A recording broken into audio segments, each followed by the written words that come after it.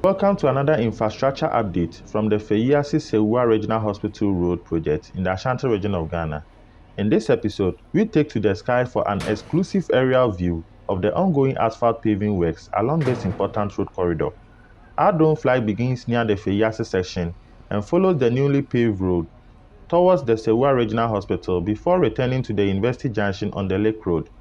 From above, viewers can clearly see the progress of the asphalt works as construction team advances along one side of the carriageway. The current phase focuses on paving the right-hand side of the road. Once this section is completed, the contractor will return to pave the opposite side, ensuring both carriageways receive their final asphalt surface. The aerial perspective highlights the scale of the project, the smooth progress of the paving operation, and the strategic importance of this road in improving access to Sewua Regional Hospital, Wisconsin International University College, and the surrounding communities.